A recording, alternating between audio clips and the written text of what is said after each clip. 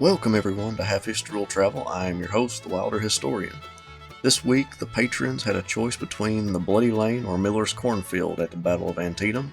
To be turned into an animated battle map, they chose the infamous Bloody Lane. And if you want to vote for the next battle to be animated, simply go to the Patreon page in the description below and join. There are tiers as low as $1, and that is enough to cast your vote.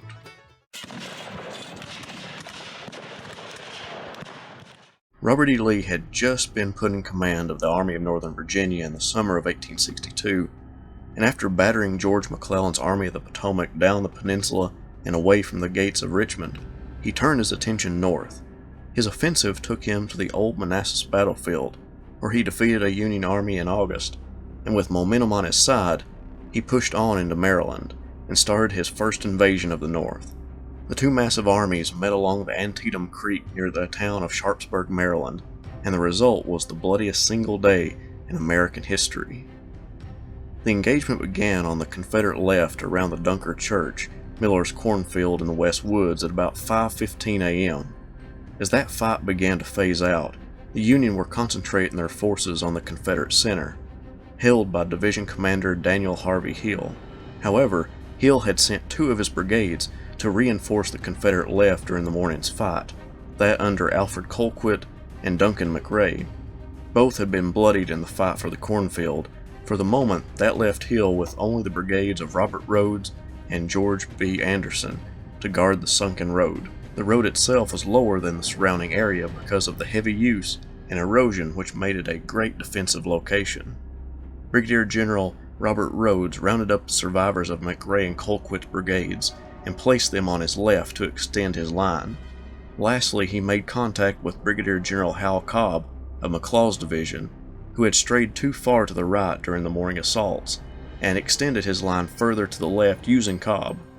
The quick-thinking Rhodes made the correct preparations, because Hill's single division was going to encounter two divisions of the Union's 2nd Corps. The commander of that corps, Major General Edwin Sumner, brought his men forward to push back the Confederate left. He sent two divisions, one under General Sedgwick and one under General French, to attack. But Sedgwick did not wait for French and attacked with no support on his left. Once those attacks stalled out, it was French's division that would attack the Sunken Road, held by Hill first.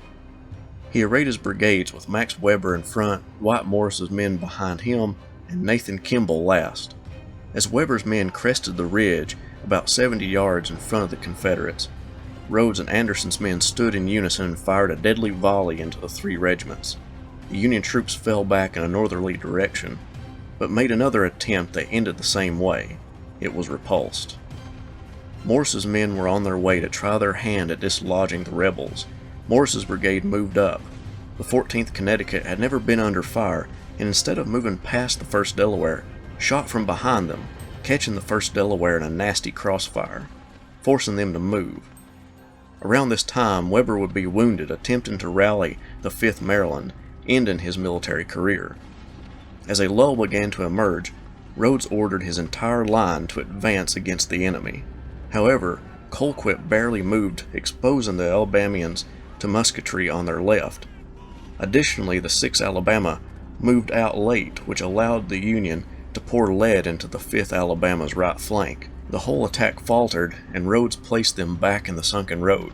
Sumner ordered French to keep up the pressure, so French sent Kimball's brigade into the fray to attack the Confederates. As they made their way to the front, they noticed the other two brigades lying down just below the low-lying ridge. Kimball's men fixed bayonets, topped the ridge, and immediately came under heavy fire from the Alabamians and North Carolinians, forcing them behind the ridge. Now French's division deployed a different tactic. The Union troops were instructed to load, line down, crawl to the crest of the ridge, fire, and then move back down to reload. The tactic had a horrible effect on Anderson and Rhodes's men. The rebels began piling more fence rails and even dead bodies of comrades to block the unceasing fire. Each side began to get reinforcements around this time. The final division of Sumner's corps under Israel Richardson made its way to the front to keep up the pressure. For the Confederates, Major General Richard H. Anderson's division arrived from a night march from Harper's Ferry and almost immediately got deployed to the center. Unfortunately for Anderson, he would be wounded upon taking the field, giving the command of his division to the little experienced Pryor. Instead of sending his men in all at one time, he sent them in piecemeal, with Wright being the first one deployed. His brigade of Georgians took up position on George Anderson's right, but Wright himself, as well as his second in command, would both fall wounded. The lack of officers made the battle more chaotic, as no one knew who was in charge. The Georgians were ordered to advance from their defensive positions, but only the 3rd Georgia moved, and they were repulsed by the 7th Virginia. Richardson ordered his Irish brigade under Thomas Meagher to attack with Caldwell on Meagher's left. Meagher's 4 regiments deployed, but when ordered to attack, only the regiments on the outside moved, dooming the attack. Caldwell got word that he needed to relieve Meagher, which prompted him to move his brigade in that direction. On the Confederate left, Rhodes saw the desperation of the situation and found Pryor and reported that the right needed reinforced immediately. The Confederate brigades that were held back now plunged into the Sunken Road. However, a combination of exhaustion and a lack of officers led to a chaotic situation in the road. At the same time, the Union were forming for another attack. Colonel Barlow of the combined 61st and 64th New York, in a stroke of initiative, moved around to the Confederate right, and when the attack launched, the pressure became too great for the rebels, who began to give way. Rhodes, seeing the Confederate line faltering, ordered the 6th Alabama to refuse the right flank to hopefully hold on as long as he could. However, the colonel of that regiment ordered his men to about face and forward march. When the 5th commander asked him if that order was for the whole brigade, and it was confirmed yes, the Alabamians began to make for the rear, along with the rest of the Confederate center. In the disorganized rebel ranks, however, 4 regiments from 4 different brigades reformed to hold off a portion of the Union attack, but they quickly got pushed off the field.